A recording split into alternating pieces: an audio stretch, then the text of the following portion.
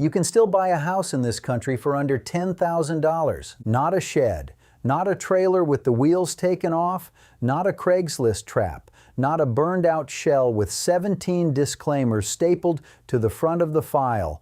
A house, roof on it, deed at the courthouse, your name going on the deed. It is real, it is happening this morning, and you are not supposed to know about it.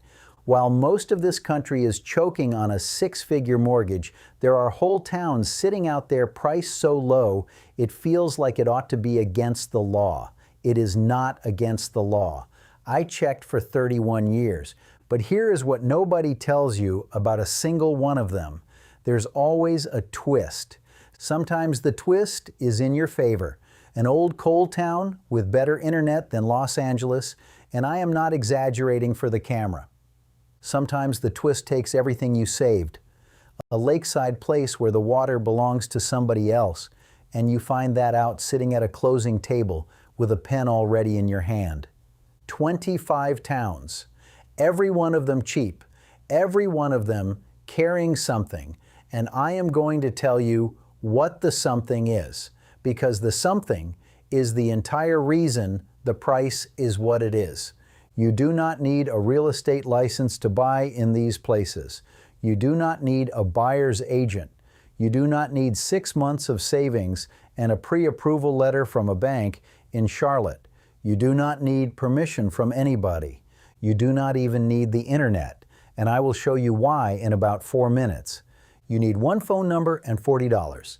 My name is Ray Callahan, mostly the Carolinas and up into East Tennessee, somewhere north of 1,100 closings. I worked 8 counties regular and another dozen when somebody asked me to. And in 31 years, I never once put a client in a car and drove them to one of the cheap counties, not one time. I want you to sit with that a second, because I was not a bad agent. I was a good one. My clients liked me. I got the Christmas cards. My knees are shot from 31 years of walking people up and down basement stairs in July, and my wife will tell you I still cannot drive past an open house without slowing down. I never showed a client a $30,000 house because I could not afford to. Here is the part that ought to make you a little bit angry, and I would rather you be angry at the right thing than the wrong thing. Nobody in the real estate business is paid to tell you these towns exist. Not the agent, not the brokerage, not the listing portals, which is what we call the websites you are all searching on. A house is not hidden from you. A house is just not worth anybody's time. Run the arithmetic with me. 3% of a $30,000 house is $900. That $900 splits with the brokerage, so call it $450. Take out the desk fee, the board dues, the errors and omissions insurance, the gas to drive out there twice and back, the 4 hours of paperwork that costs exactly the same on a $30,000 house as it does on a $400,000 house. An agent who shows you that house makes about $11 an hour and loses a Saturday. 3% of a $400,000 house is $12,000. Same paperwork, same 4 hours. Now, which house do you think shows up in your inbox on Monday morning? Nobody is conspiring. There is no meeting. It is worse than a conspiracy, because a conspiracy can be broken up and an incentive cannot. Every agent in this country wakes up every morning inside a math problem, and the math problem says, show the expensive house. I am retired. I do not have a license anymore. Nobody pays me $11 an hour or $12,000, so I can say it. By the time I am done here, you will know all 25 towns, what is actually wrong with each one, and the 4 phone calls I made before I ever let a client walk through a door. Those 4 calls are worth more than the list. Now let me give you the one thing that makes the rest of this make sense. A cheap house is never cheap because of the house. I have walked through 1,100 closings, and I have never once seen a house priced low because the house was bad. Bad houses get fixed. Roofs are $12,000. Foundations are $20,000. A bad house is a math problem with a number at the end of it. A house is cheap because of what is around the house. The jobs left. The mine closed. The plant moved. The county lost 30% of its population and the tax base with it. The hospital consolidated, and now the nearest emergency room is 51 minutes away. The school district went from 4 schools down to 1. Nobody is bidding against you because nobody is moving there. That is the whole thing. The house is fine. The house is usually a solid little house built by somebody's grandfather out of lumber you cannot buy anymore. What you are buying at a discount is the county. So when you look at these towns, do not look at the house. Look at the county. The house is what you are paying for. The county is what you are buying. I did not figure that out on my own. My first broker was a man named Dale Whitmire, and he had been selling farms and houses since 1958.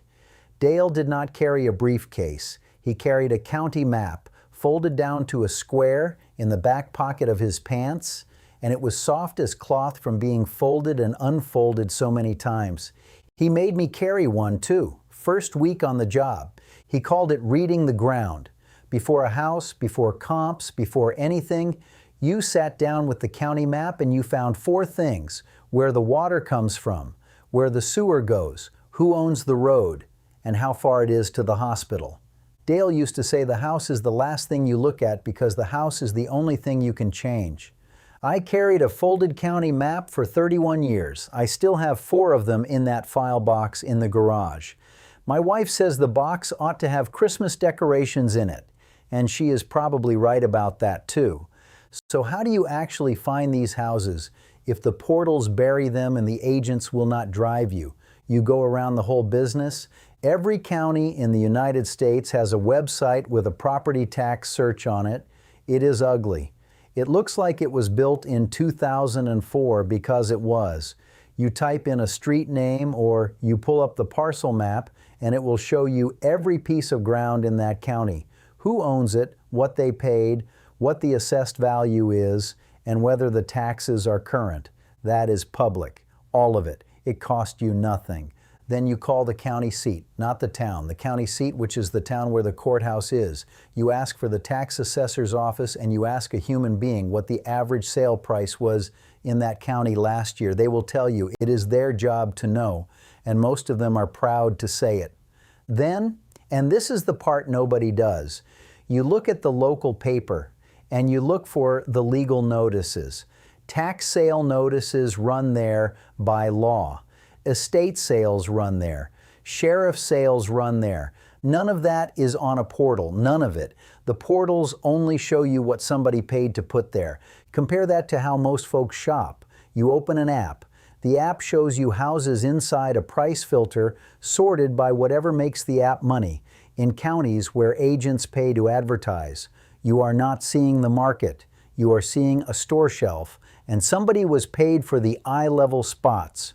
$40 gets you a plat map from the Register of Deeds and a full title search on one parcel. $40. That is the whole cost of finding out whether the thing is real before you drive out there. All right, now I am going to give you the 25, and I am going to be honest about all of them. Before I do, I owe you a correction, and I am going to give it to you now because it would help me to save it, and I am not going to. You have heard that you can buy a house in Detroit for $1. I have heard it my whole retirement. It is not true, and I would rather lose you than lie to you. What was true is that Detroit's land bank has auctioned houses starting around $1,000, and there have been municipal programs in a handful of cities that transferred property for a nominal amount. The catch is always the same. You sign a compliance agreement. You have to bring it up to code inside 6 months or 9 months or a year. You have to prove you have the money to do it before they hand it to you. Miss the deadline and the city takes it back. A $1 house comes with a $60,000 obligation attached to it in writing. So when I say a house in Detroit is $65,000, that is the number I mean, not $1. I am not going to sell you a number I would not defend at a closing table. Now, the 25. Number 25, Harlingen, Texas. Deep in the Rio Grande Valley, around $135,000 for a median house, no state income tax, and sunshine 300 days a year. What is wrong with it is that the wages match the houses. Property crime runs well above the national average, and the summer will cost you $200 a month in air conditioning that nobody puts in the listing.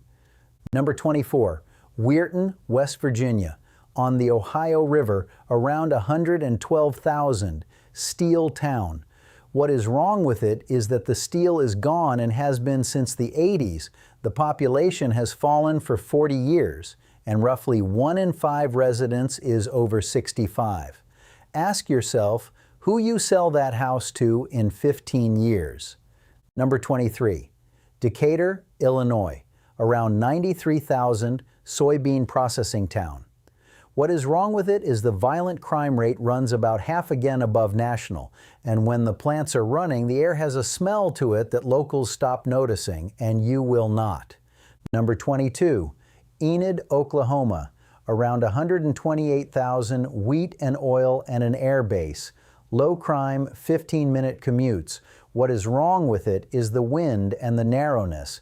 If you are not in aviation, agriculture, or government, there is not a job for you, and there is not a second employer to catch you if the first one lets you go. Number 21, Bay City, Michigan, on Saginaw Bay, around 93,000, and you get water frontage for the price of a garage in Denver. What is wrong with it is the winter, the roads, and a property crime rate higher than folks expect from a lake town. Number 20, Mission, Texas, under 100,000, palm trees, and a growing retiree population. What is wrong with it is heat. 200 days of sun and triple-digit summers. Cooling a house down there is not a comfort expense, it is a line item, and if you are on a fixed check, it is the line item that will get you. Number 19, Eagle Pass, Texas, around 89,000. Border town, and the crime numbers are genuinely lower than most cities its size, whatever you have heard on television. What is wrong with it is resale. Your buyer pool is small and national news moves it. That is not fair, but fair is not what I am here to tell you about. Number 18, Springfield, Illinois, around 108,000, and it is the state capital, so the jobs are government, education, and health care, which are steady. What is wrong with it is that the violent crime rate runs near double the national average, and it is very block by block. The street matters more than the town. Number 17, Warren, Michigan, around 99,000 just north of Detroit, tied to auto manufacturing and defense contracting. What is wrong with it is that it is a one-industry town wearing a suburb's clothes, and the crime and the potholes are both real. Number 16, Flint, Michigan, around 69,000. You know the name and you know why. What is wrong with it is the water infrastructure, which is being replaced but not everywhere and not evenly, and a violent crime rate that runs several times the national number. If you buy in Flint, you get the pipe records for that specific address before you sign anything, not the city, the address. Number 15, Toledo, Ohio, around 115,000. Real hospitals, a real zoo, real jobs. What is wrong with it is that some neighborhoods are climbing and some are falling, and they are 4 blocks apart, plus flooding in the low areas that will not show on any listing.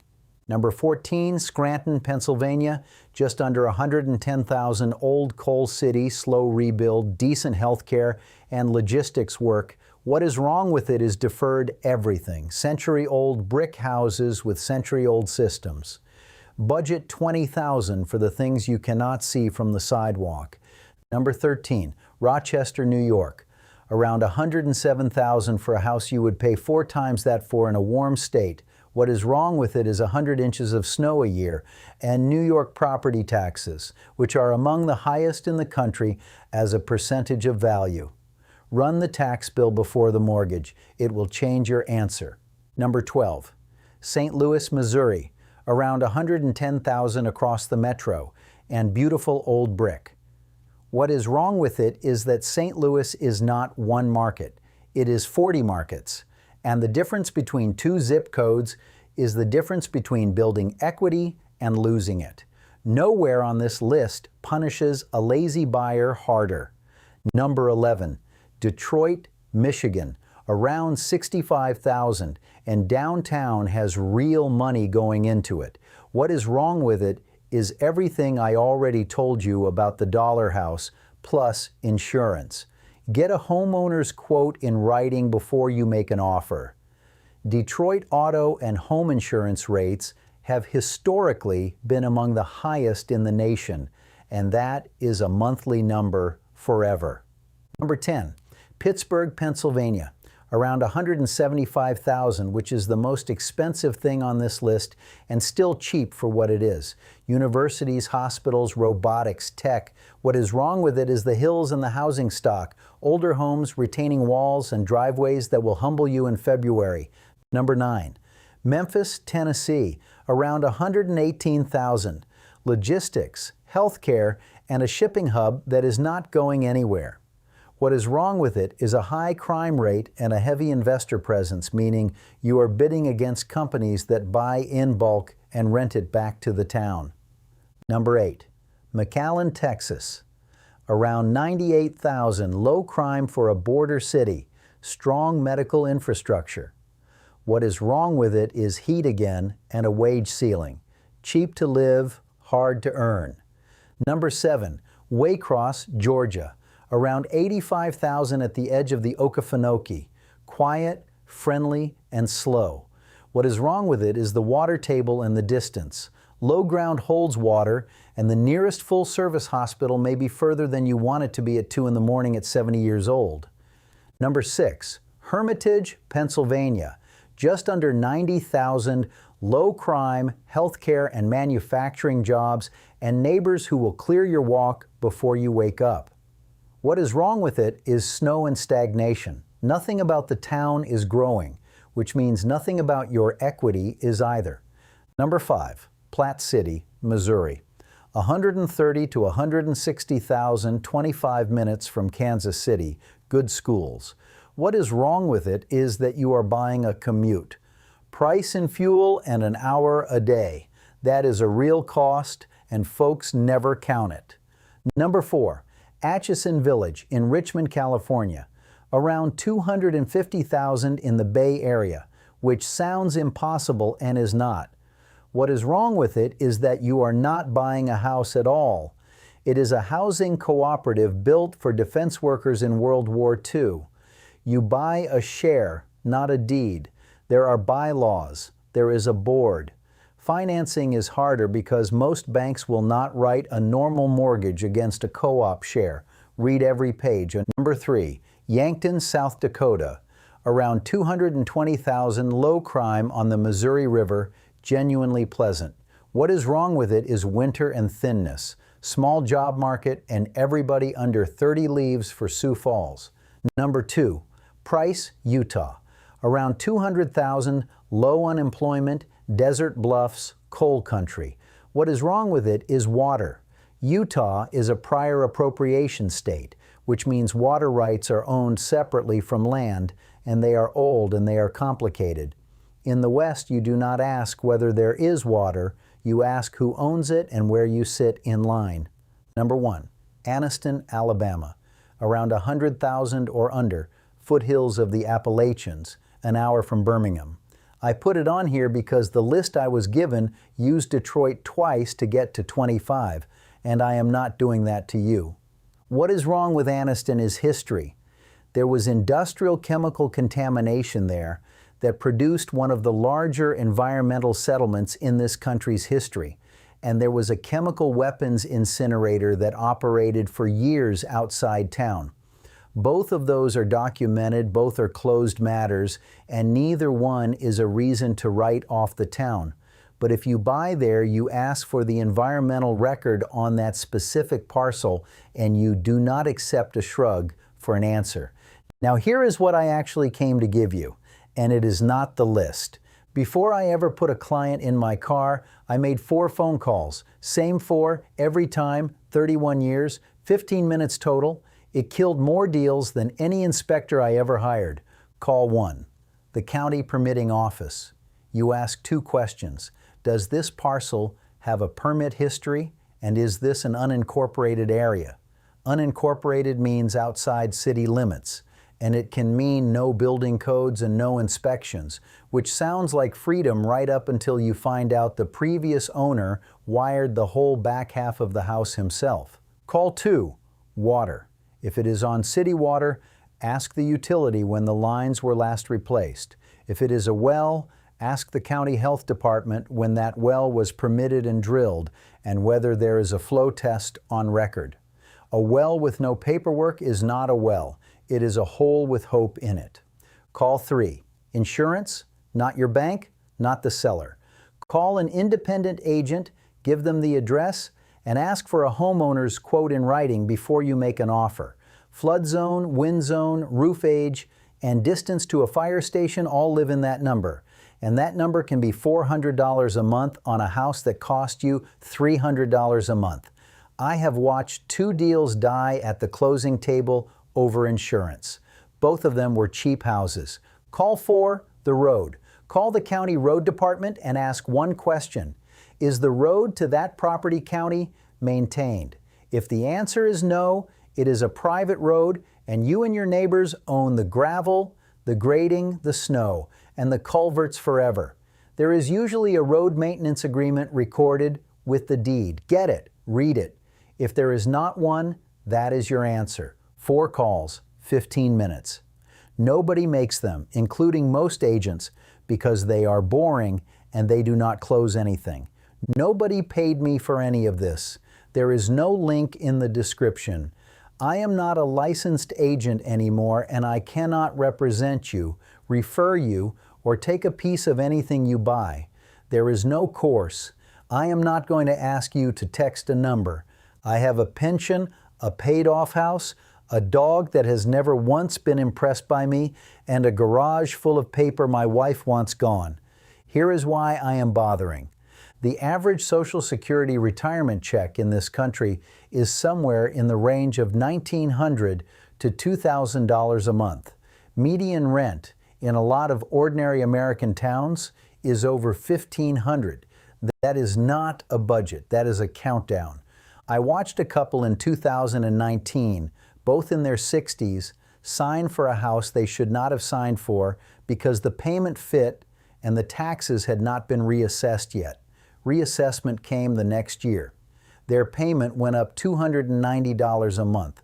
They sold in 18 months and lost money on the way out. Nobody lied to them. Everybody in that room did their job. The system worked exactly the way it is built to work, and it took them anyway. You have not been priced out of housing.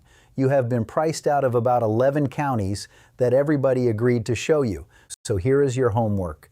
Pick 3 counties, find the county tax assessor's website and search the parcels yourself. Call the county seat and ask what the average sale price was last year. Make the 4 calls: permits, water, insurance, road. Pay the $40 for the plat and the title search before you drive anywhere. And do not look at the house until you have done all 4.